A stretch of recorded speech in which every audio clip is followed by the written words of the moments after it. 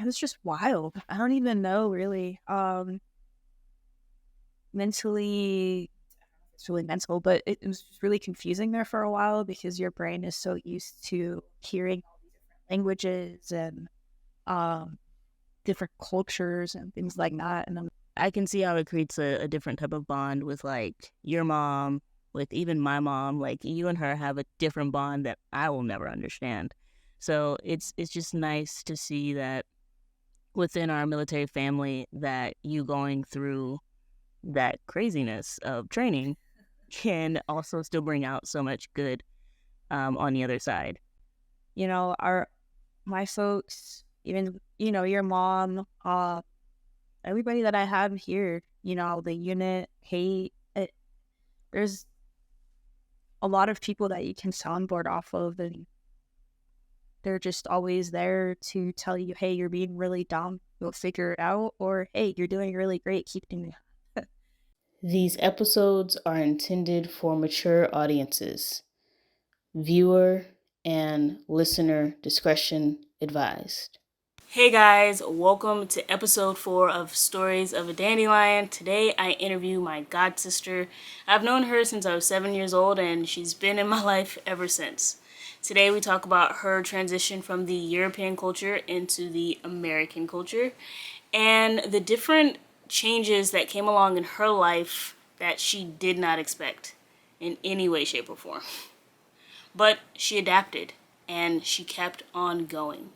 Something that's hard for me, and I learned a lot of how to do that better in the future through a lot of the tips and advice that she gives in this podcast. So stay until the end because she gives them out throughout the whole podcast episode. So, as always, get your tea or your coffee, sit down, and get ready for this amazing episode. What's going on, guys? Welcome back to another episode of Stories of a Dandelion. Today, I am sitting with my godsister, and we are going to talk about her transition from the European culture to the American culture. Welcome to the podcast, Natasha. Thank you. Appreciate it. All right, so first question. If you were 18, graduating in 2023, what advice would you give yourself? That's tough. So a lot has changed since I graduated a little bit of time. Really just stay true to yourself. I mean, in a world that's constantly telling you what to think, how to feel, and everybody around you is kind of harping their feelings and everything. Just stay true to what you feel and how you are as a person. Okay, unexpected. I like it. A little deep. All right, so tell us about yourself. You know, where you come from, who were you born to, all that good stuff. Well, I came from Belgium, where I met a little sister, yourself. So my parents are Karen and Fons. They also grew up over, obviously, well, my dad grew up in Europe. In the States, they met over at Shape and had me. So I grew up there for about 17, 18 years and then came to the States and started a life here. And how has that been? It's been interesting. The transition at first, we did the college thing. So coming from Europe to America was different. The food's very different. The way the grocery stores are very different. There's no butchers and bakers or anything like that here. And so that took some time getting used to. I actually got in trouble my second week, I think, coming to America because I guess the drinking laws were different and I forgot, didn't know. I don't even know at that point. So the folks got a nice little phone call at 3:00 in the morning. Yeah, the guy that called them, I told them, hey, don't do that. They're going to be more mad if you didn't start me. And Dad, so you are. And yeah. But just lived here for about eons now. And so as I'm getting used to it, it's getting better, but I do miss it a lot over here. How do you forget the drinking?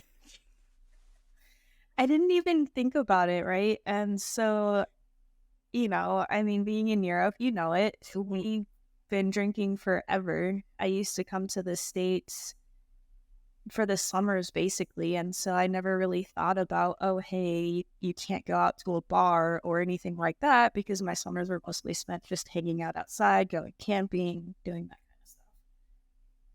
kind of stuff. Yeah, I guess that makes sense. I don't know. A little iffy, but I'll take it.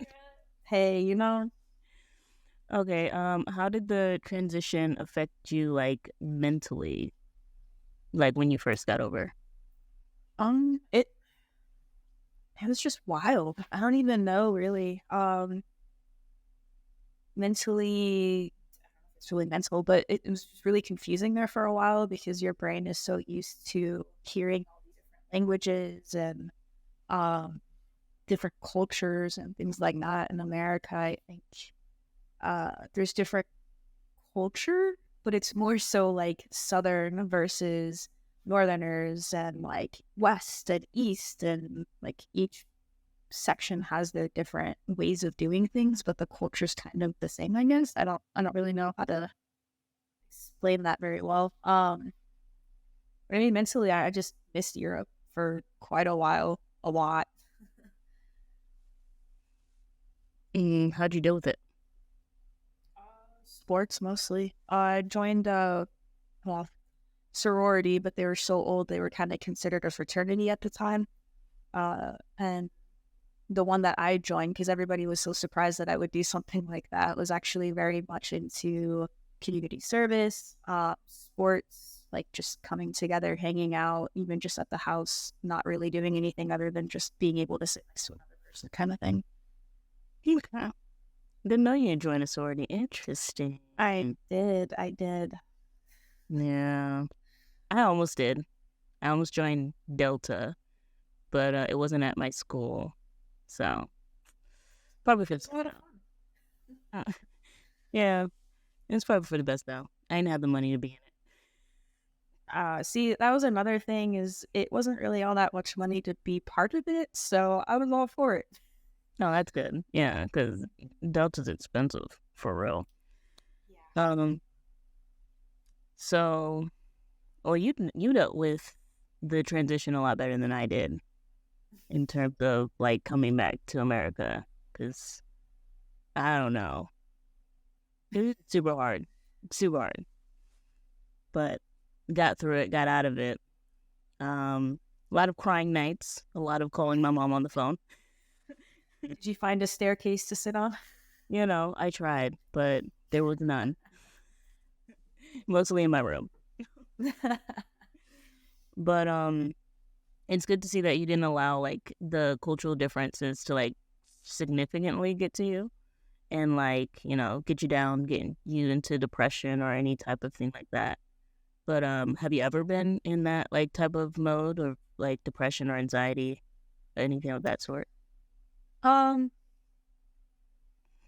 it gets sad, right? Everybody gets sad. I don't know that depression would be the right word, because usually if I'm outside, it just recharges me kind of deal. And if I don't like a situation, I just kind of go back to where I know I'm going to be happy. Cities give me anxiety, but as far as like America versus Europe or anything like that, if I was in a situation that I wasn't feeling, I would just go do my own thing. Smart. Yeah, it took me a while to learn. Yeah. I've only child, what can I say? Yeah. How was that growing up as an only child? Because for me, I am an only child, but it was just me and my mom, but you had both your parents. So what is that life like? Because I'm interested in learning. So both of my parents worked, right? And I did a lot of sports. So, I would come home, we would hang out, do the whole family dinner thing, but we also kind of did our own thing, but not in like a bad way. Just, they went to work, I did the school, I had sports pretty much for 3 to 4 hours after school. And then they would come pick me up. It was really much it. I mean, they were super supportive of all the things that I did. So I always had rides to and from, food on the table, waiting for me, ready to go, because they knew that I was getting home late, and tried to do my homework in there at some point in time. But uh, I'd say I was always so busy with sports that by the time I got home, I just wanted to rack out. What sports did you play? Well, there was soccer, did taekwondo, attempted basketball. That was very interesting to say the very least. Uh, volleyball. I don't know. I did a various of different sports, just something to keep me busy each season and help out with the main sports that I played, which were soccer and fighting. Okay, so let's say you're having a bad day at school. How would you deal with it? Like, how would you and your parents deal with that? Like, would you go home and tell your parents about it, or would you just kind of deal with it by yourself? Depending on what it was, really. I mean, usually if I had a bad day at school, I would literally have sports right after that. And I would just be able to sport it out unless it was something bigger, right? And not very good at. I have a very expressive face. So even if I say, no, I'm fine, and my face is in like RBF mode, like the folks obviously knew, right? But they were also very, I guess, respective on when they pushed and when they didn't, or let me just come to them or not come to them, handle it on my terms, essentially. That's smart. So, what was the best part of your childhood? Probably all the sports and traveling I got to do, especially being over in Europe. Do you think the sports and like always being busy kind of it helped your mental health and like helped you be able to like figure things out in a healthier manner? Yeah, so I mean, when people get stressed out, they go one of two ways. They do something productive or something non-productive. And I guess for me, I think sports and having close teammates that you continuously play the same sports with is a huge factor of kind of being mentally healthy and stable in a way.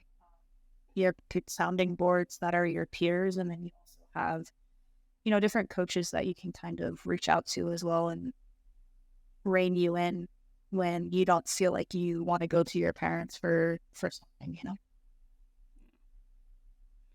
Okay. Shifting a little bit. Growing up, as we know, like we both were raised in the same place basically our whole lives.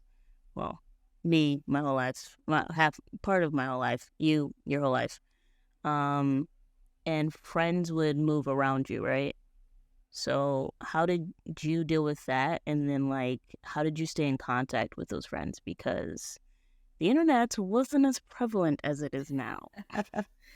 Oh man, I'm gonna age myself. So friends leaving was kind of hard, especially at the time when I was a little bit younger, and you would have kind of like your close knit friends, and every 3 years you'd have to do it all over again. I remember used to thinking, they say things about military kids having to move and make new friends all the time, but then never really equated it to people like myself who stayed in one location all the time. We kind of go through the same things.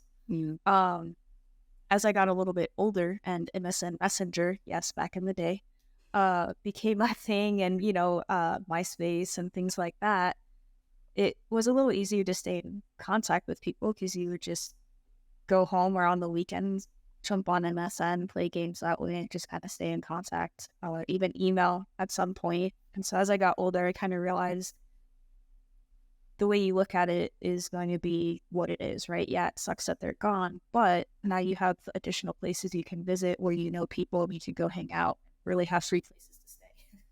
Yeah, true. Very true. I've been asking everybody this question, like, do you think because of the military lifestyle, as military brats, we don't really know how to make friends as well as others because we're so used to moving around so much and not having that close-knit area or a place where we graduated and can go back to and see our friends and family and stuff like that? I think it's different, right? Like it's a different type of friendship.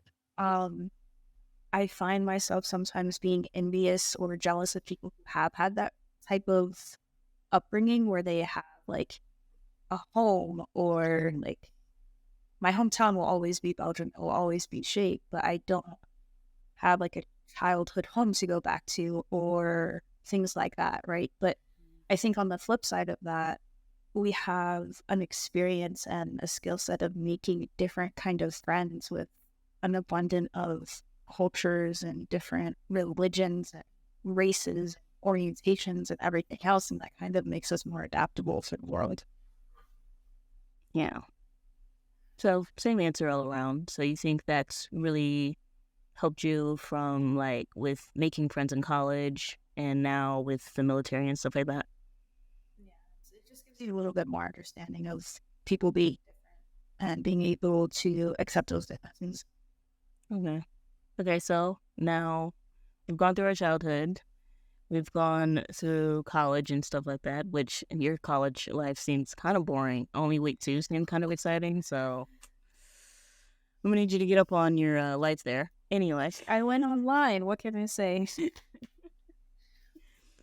let's transition into your life now, where you went to college, and then after college, what did you do? I forget. I went and I did a lot of different jobs for the longest time. And then I found I got a job working as a crime scene tech for the police department. That's right. Yeah. How's that? It was interesting to say the least. I actually, I only applied for that job because I lost a bet with a friend. And so, Yes, you have an interesting story. Let's go. yeah. So she sent me this link and was like, hey, you should apply. And I said, no, they're looking for people that have more experience, yada, yada, yada, every reason in the world not to do it. And so she's like, all right, I bet you whatever. And if I win, you have to apply for the job. So yeah, there I was. I lost and I applied. There was 3 different stages. I got past like the first 2. They said, hey, you have to come back in and do a practical. I walked into this Connex type building. As soon as I walk in, I have 5 people just staring at me. And I look at all of them and I was like, well, this isn't scary at all. They all start laughing. I'm like, all right, well, let's get to work. So start doing my work. One of them was standing in my way at one point. Can I get to work? Can I get this done? Or are we just going to stand in my way? And I guess they kind of liked my, what did they say? My pizzazz or whatever it was. There I was getting hired. So it was pretty interesting. I owed my friend a steak dinner. And there we were. Oh, nice. Yeah. So that job led you to go into the military. It did. It did. So I learned a lot. I really liked the job itself. But there was a little bit more opportunity in the military that kind of doing the same thing, but on a higher scale and a higher level. I actually was going to the FBI, but at the time I was too fat to join. So it was a little funny because I just couldn't run 2 miles. I was like, all right, well, second best thing. Army will whip me into shape, so here I am. Mm-hmm. Wow. Honestly, like, you go to the point where you can't really go any further in your job, and then you have to make a decision to go into the military. Like, how was that with your mindset? Because, like, you weren't preparing to go into the military after you graduated or when you got your job. So how did you get into that new mindset to be ready for the one thing you never thought you would be doing? Yeah, so when I graduated from high school, I was like, yeah, let's go military, right? And I tore my ACL, and that's why I went the direction for college. It's kind of a similar mindset, I guess, for when I did the job. I had peaked at that job essentially, and I was watching my counterparts next to me having worked there for 15 years and only making a few more dollars than I did and not being able to step up to other positions. It's like, well, crap, well, what do I do now? Again, the FBI wasn't going to work out anytime soon. So found this program where I could join career military, basically doing what I did for the city, just at a bigger scale. And it had room for advancement. It had all of these different things. So I just kind of had to change my brainwaves to, hey, let's hit the gym harder. Let's get this rocking and rolling. If you're going to make this work, you got to do it now because you're not getting any younger. Very true. Yeah, military they do have an age limit. It's like, what, 32 now or whatever?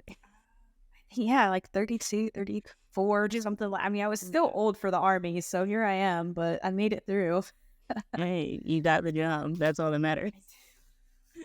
It was up and down there for a little while, but I was making it through. Yeah, I do remember that. I remember you. Waivers later. Yeah. Yes. Out there in the snowy freaking cold. How's that? Like, how's the training? Because, like, as military brats, we have, like, minor understanding of what our parents go through, but, like, to actually be put in the position that our parents had to be put in to even, like, get into the military, how was that, like, to be put in your parents' shoes? Did you understand them better? Like, what came of it? That training was crazy. It's so me and my mom were talking about it when I first finished basic training, and with everything the way it's changing and everything else, it's become so much more political. So, well, yeah, I had a better understanding of what she went through during basic. It wasn't even for your mom. They had it rougher than what even I've had it, and we were one of the more disciplined companies, let's just say, in the battalion. So even just going through what we did, I can only imagine what they had to do, especially being females at that time. And a lot of these allowances that people are getting now, even that I got, they weren't getting at the time. So it definitely creates a huge respect. I mean, obviously there's always respect for your mom and our parents and everything else, but it just kind of elevates that respect of what they had to go through at the time, knowing what I had to live through at that time. And basic is wild. They putting 49 females in one bay is not a very smart idea, to say the least. But and then on top of that, you have the weather where you're in a heat cap one day, and then the next day you're freezing your ass off because it's so cold. So yeah, it was wild. That's all it was crazy. That's all I can say about that. I can only imagine, like, because the military is the last thing I want to do. Like, even though I was like looking to get into it because there was literally nothing else to do at the time. It's just, I don't know. I guess for a lot of people who are like not a part of the military, they think like, oh, all of our parents want us to go into the military. That is like the furthest thing from the truth. Like, they're like, no, don't do it. If you don't have to do it, don't do it. So I didn't do it. It does time though. Still time. Yeah. It's possible. But it's not bad. Yeah, it's not bad. I know I don't know, it's just not for me. Hey, nothing wrong with that. That's very true. But I can see how it creates a different type of bond with like your mom, with even my mom. Like, you and her have a different bond that I will never understand. So it's just nice to see that within our military family that you going through that craziness of training can also still bring out so much good on the other side. So you have been in the military for how many years now? Almost 5. Yeah. And are you looking to do the full 20 or? Oh, no. Nope. No, I will not be doing the full 20, although I say that. I also said I was going to re-enlist, and here I am. So, True. Why not do the full 20? Is it because the military is not what it used to be, or is it just something else? so kind of a mixture of things. My job that I do currently isn't really rated to do 20 years at the moment. They're doing a lot of civilianization type stuff. So there's really not going to be a lot of opportunity to pursue it for 20 years, or at least that's kind of what the writing on the wall is saying. But, there's also the aspect of I could stay in and just reclass, but I just going off and learning a whole new trade just doesn't sound like a whole lot of fun to me right now. Mainly because I'm also doing certifications through the military that'll kind of set me up for the civilian side. So yeah, I'm not looking to do 20.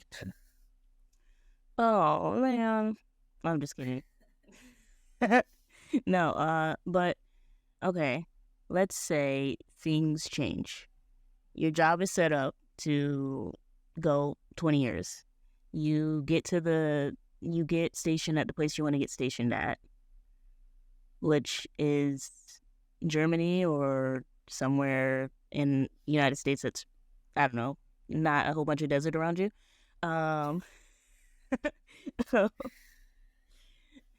And let's say you get a pay raise, a good one. Would you say? Just saying, possibilities. It's imagination. So first, I love the location that I'm in. And second, I don't know. I don't know that it's really all about the money. I think it's about the experience as well, and the way everything is kind of going at the moment. I think it's more so just the political side that I'm not getting behind so much. I think that we're giving. Hey guys, I just wanted to take a quick break to ask you guys to please go and follow Stories of a Dandelion on Spotify or wherever you get your podcast, and Instagram, Facebook, and Threads. And also share this podcast on any platform and share it with your friends and family. I need your help to get the message out about how important it is to talk about mental health, especially within the military lifestyle. So please go ahead and follow us on Spotify or anywhere you get your podcasts, as well as Facebook, Instagram, Threads, and at least share this video or share this podcast with one person in your life that you believe and know could make a difference for them. Thank you guys, and let's get back to the rest of the podcast. A lot of people, a lot more freedoms in the sense of trading and everything, and it's super frustrating to see that kind of thing. But no, I don't think I would do 20 years even with a perfect world situation. It's just kind of, I've done my time. I've enjoyed my time. The Army's definitely given me things that I wouldn't have otherwise been able to experience. I'm grateful for that, but 20 years isn't in my cards. Now, you have this on recording, so in 20 years, if I'm retiring from the military, just remind me of this, and I guess kind of go from there. But wow. No, even in a perfect world, I don't think I would do 20. Well, if you do, like I said, I got the recording. I'll probably have you on the podcast again and be like, remember when?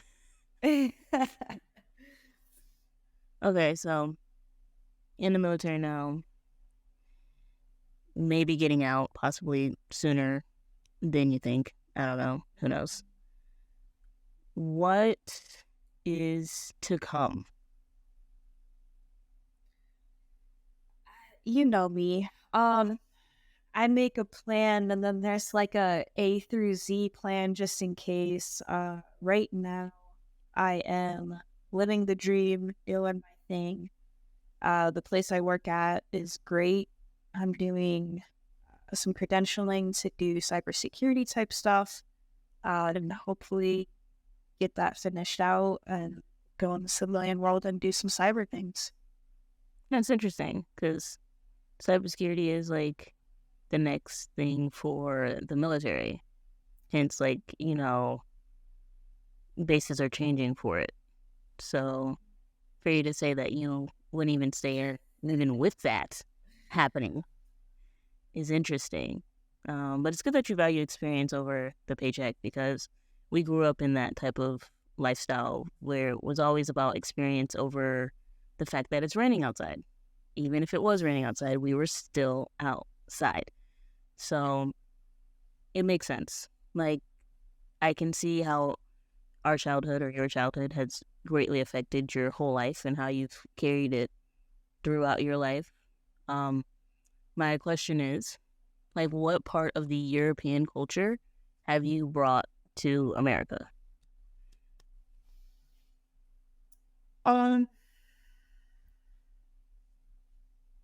That's tough. So I think acceptance is a huge thing. I find that people in Europe, at least where we were at, are very accepting of just everything, even if you're not in a military environment. Mm. And that's probably one of the biggest things, that, and just being as laid back as I am, I guess, maybe.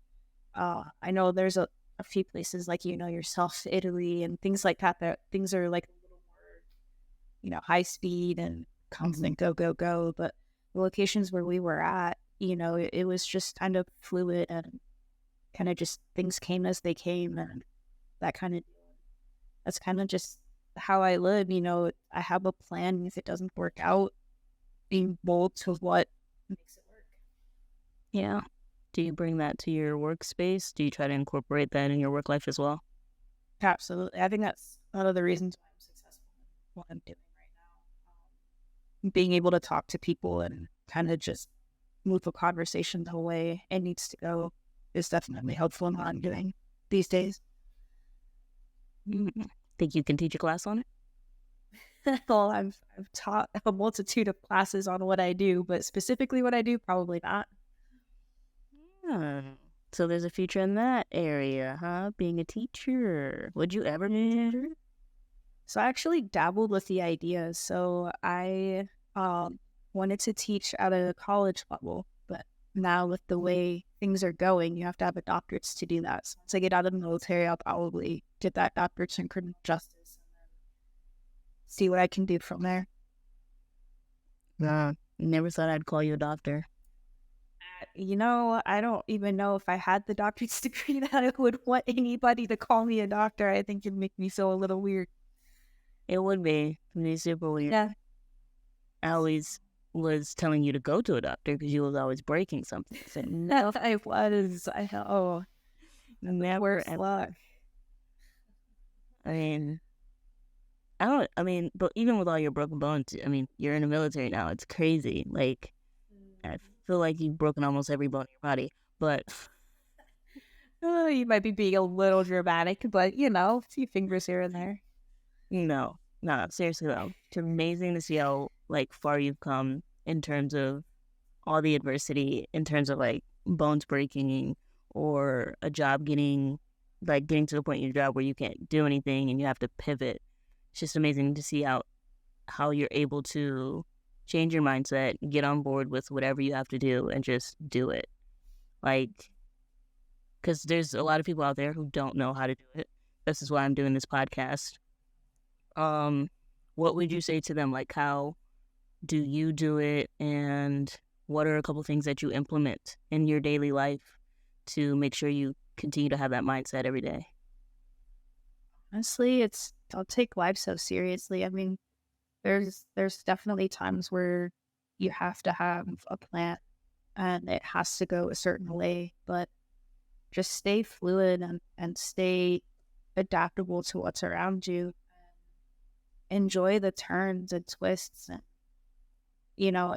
if you're constantly expecting something and it's not going your way and you're going to be stressed about it, you're going to live a shorter life because you're constantly going to be stressed. But if you can go with the weaves, dives, ups and downs, you're going to be that much of a better person for it. So you don't prepare yourself in any type of way? You just wake up like this?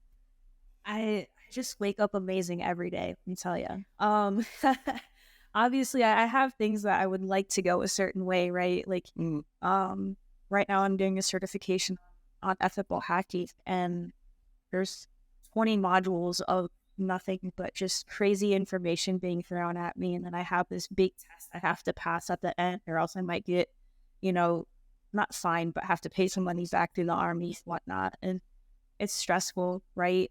But at the end of the day, I can only do what I can do. And if you wake up knowing you did the best that day that you could, what more is there? You know, obviously the plan is to pass it the first time, but if I study and I do the best that I can and I don't pass it, then okay.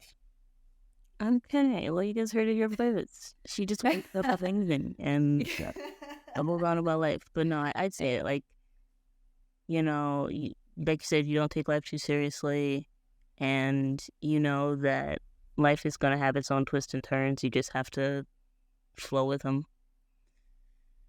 Yeah. Still learning. I'm getting better. It helps when you have a good support system too. Aha, there it is. See? We got to it. So you got to have a good support system. It's very important. A good foundation is super important. So who is a part of your support system, your foundation, the people that you cry to and laugh with and beat up sometimes? I'm just kidding. Well, I'm talking to one of them, right? My folks, even, your mom, everybody that I have here, the unit, there's a lot of people that you can soundboard off of, and they're just always there to tell you, hey, you're being really dumb, go figure it out, or hey, you're doing really great, keep doing it. And I think that's probably the biggest thing, is not always having somebody tell you that you're right or that you're doing good even when you're not, and having the tact to not maybe do it in front of other people, but to come back to you and be like, hey, you really messed up over here, Oh. Yeah. So I feel like growing up had something to do with that, because you said like Mama Karen and Papa, like, even if you did have a bad day, like they didn't like jump down your throat to like find out what it was. They allowed you to figure it out for yourself, and then like if you wanted to come to them, then you went to them. If not, so does that have a lot to do with the whole mindset and why you are the way you are every day? Probably. I mean, that also has its downfalls, right? Because I'm very stubborn, as you know, and so sometimes I take the whole idea of I'll figure it on my own a little too far, and the people that do care are like, hey, let me just help you. Like, I have an outside perspective, but in that moment, I'm being too stubborn, But yeah, I think for the most part, that definitely helps me be a little bit more independently dependent, I guess, would be the easiest way to kind of say that. But yeah, it has its ups and downs, right? Which like everything knows.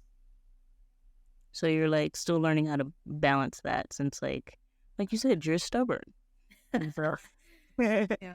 It's a daily balancing act. So yeah, like nobody's perfect. Some days you do good, some days you don't. What are the moments where you know that you need to go to your support system, like where you've gone as far as you can to think about it by yourself and figure it out for yourself? Like, what are those moments where you're like, okay, it's time for me to let somebody else in and let somebody else's input help me?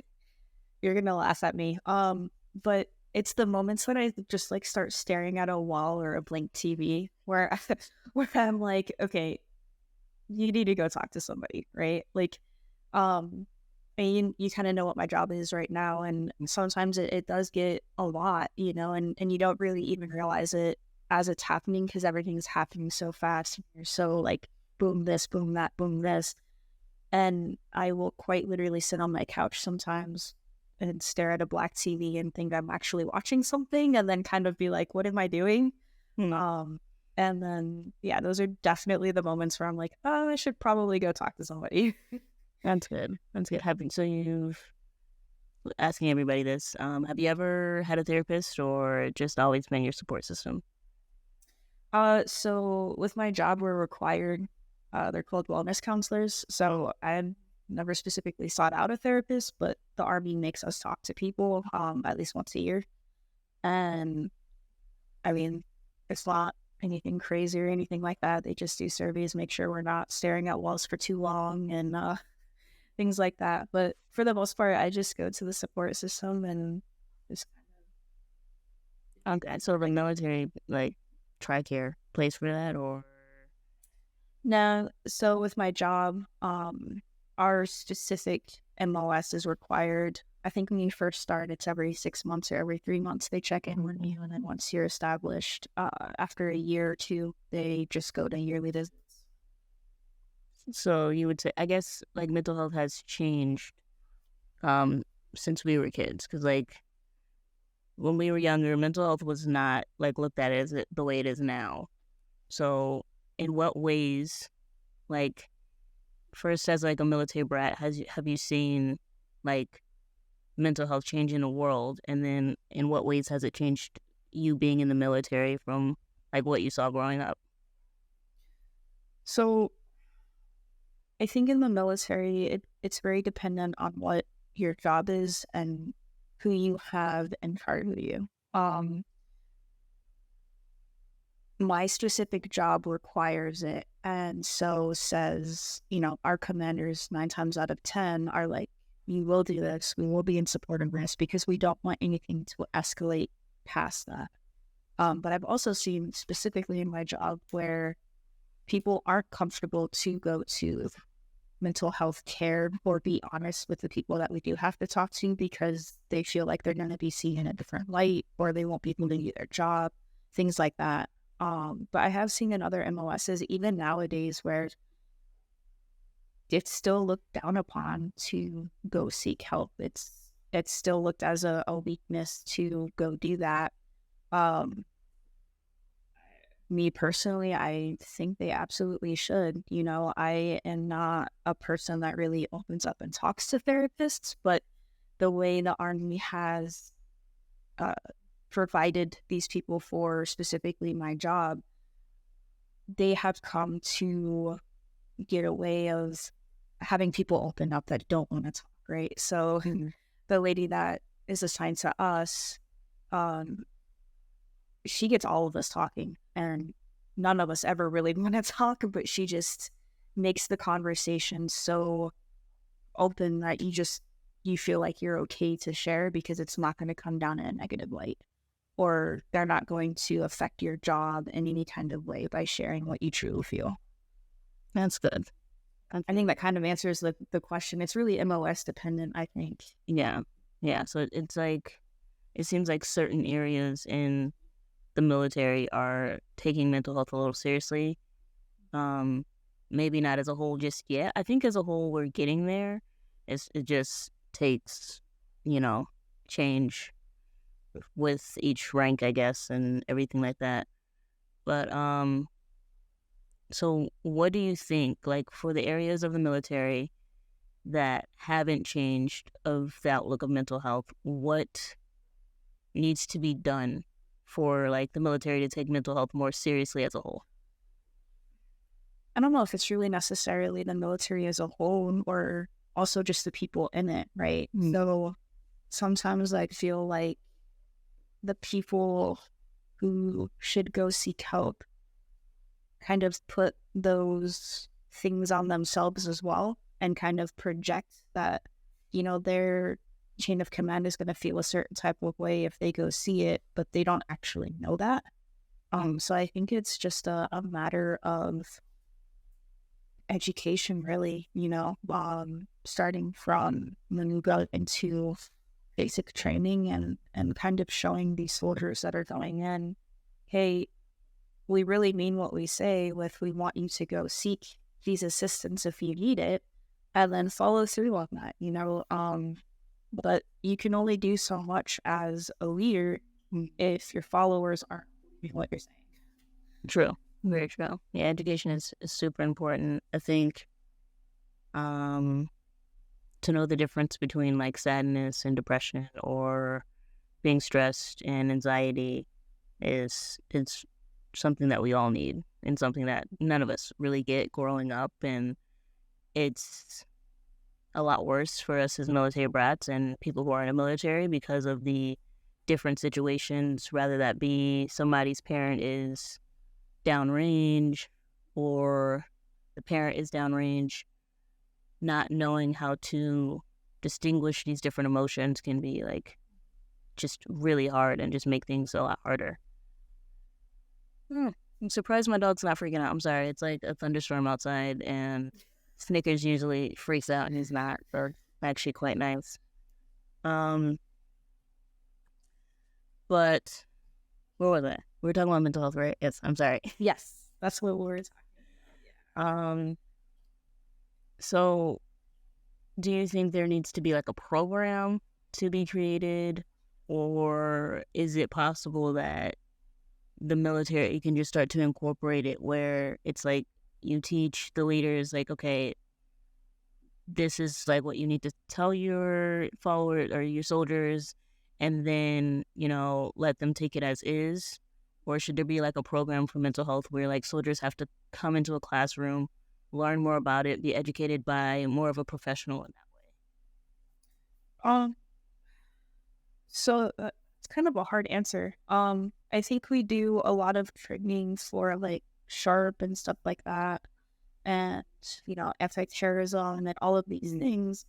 I feel like maybe if you were to add a block of mental wellness in there, that might help out. I know a lot of posts actually try to get soldiers involved in different activities, even, you know, whether they be married, have a family, or if they're singles and, you know, they need to get out and do something.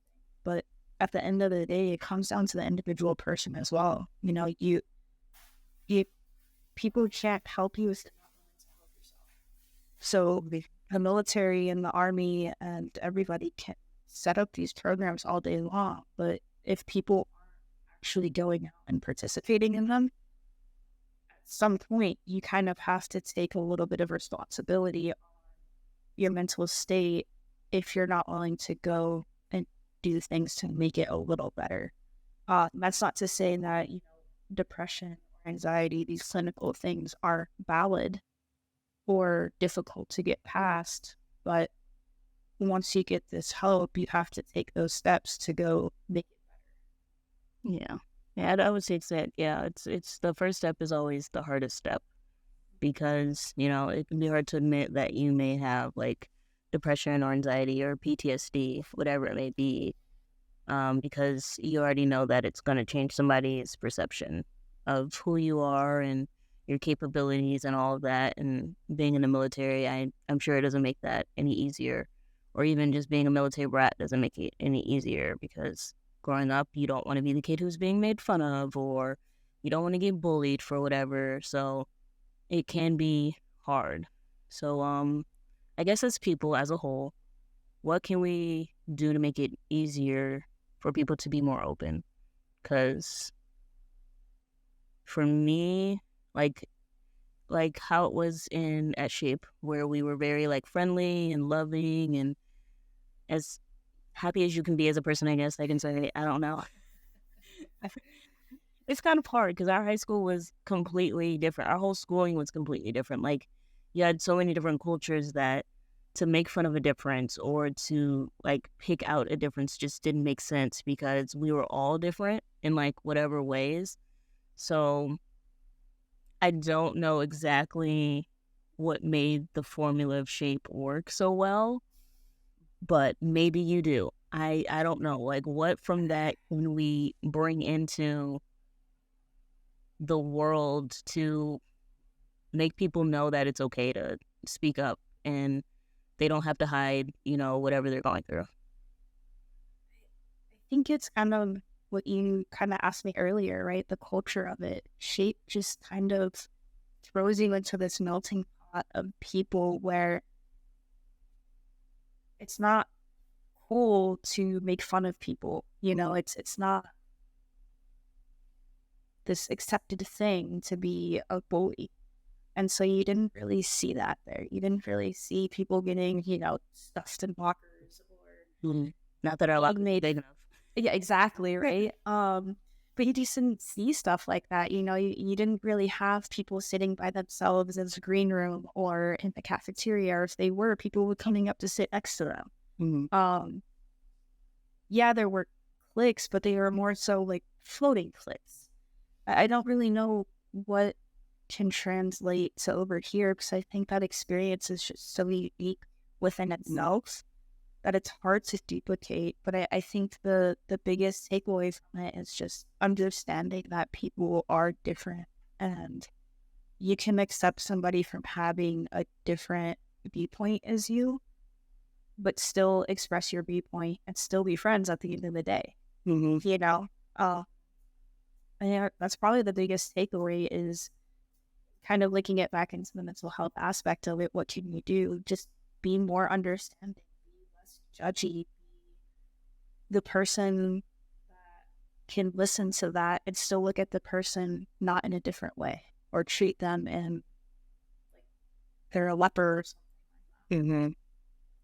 Yeah, we did good at with that. I think it's when you're raised in that type of culture and environment, it can be hard to like come out of that and then like see how, because I know when I went to college, it was like weird to see how closed off people were to like differences and everything, and not be understanding to like, oh, you grew up here, or oh, you look like this, or oh, you do this. Like nobody, it just seems like if you weren't like them, then you weren't really included in different things.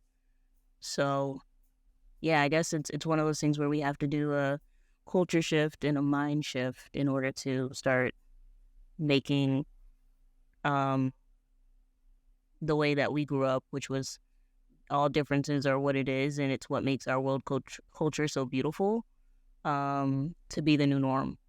And so that people do feel okay to be open and honest about how they feel and what they're going through, and just to create that community that is needed to have that support to be able to do so.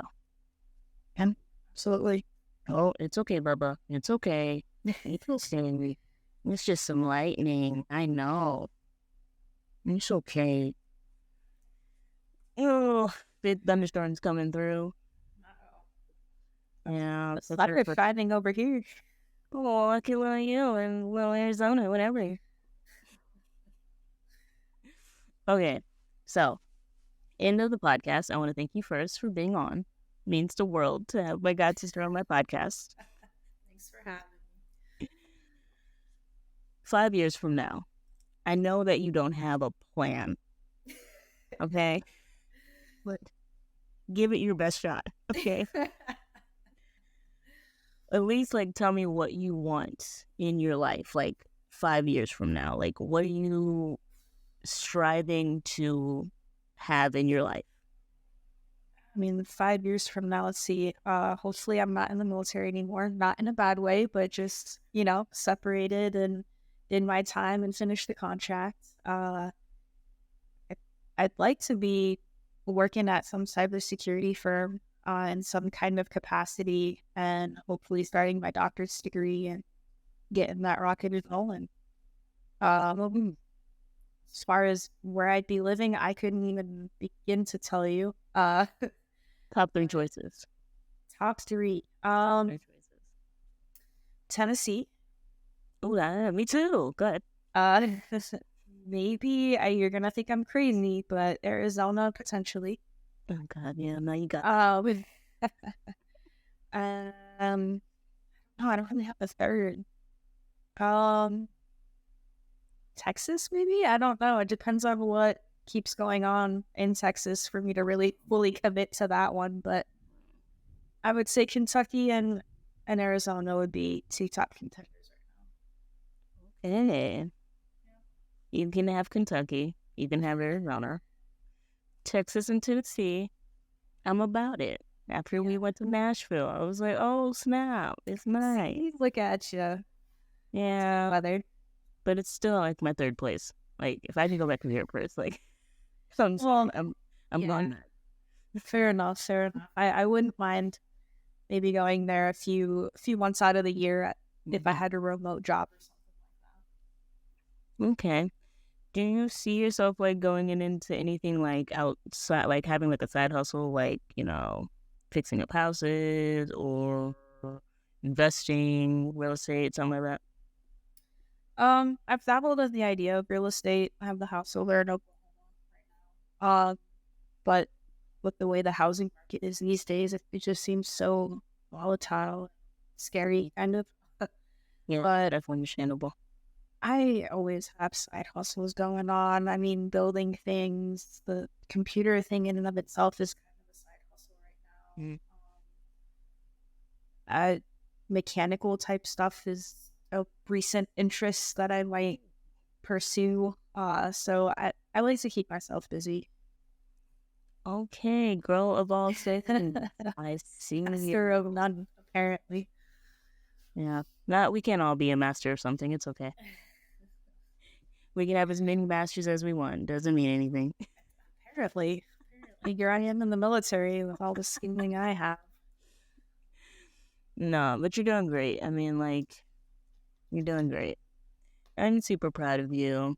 I always look up to you. I feel like I'm getting way too mushy on this because I don't really do this with you, but, I am proud of you.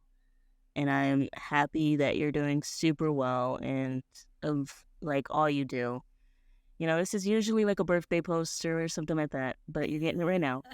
Oh, Archie's. I'm super happy that you asked me to do this. You and your podcasts and everything else it's awesome that you're doing all this stuff. Thank you, muchos. I'm happy to be doing it too. It's exciting. And I'm happy to be able to, like, reconnect with other people and then get deeper with the people that I love the most. So it's absolutely amazing to be able to do this. Thanks, sis. No problem. Hey guys, that was the episode, and I just wanted to thank you guys for tuning in and listening. I know that you got something from it because I got something from it. And if you are having a hard time with the changes or ebbs and flows of life, listen to this episode again. Maybe there are a couple tips that my god sister gives that you can use in yours. Honestly, either way, I hope that hearing her story makes you feel that you're not alone and that changes come all the time, but you have the ability to change the way it comes into your life by how you respond to it. So, what is your response going to be? Again, thank you for tuning in, and I'll see you next Military Brat Monday.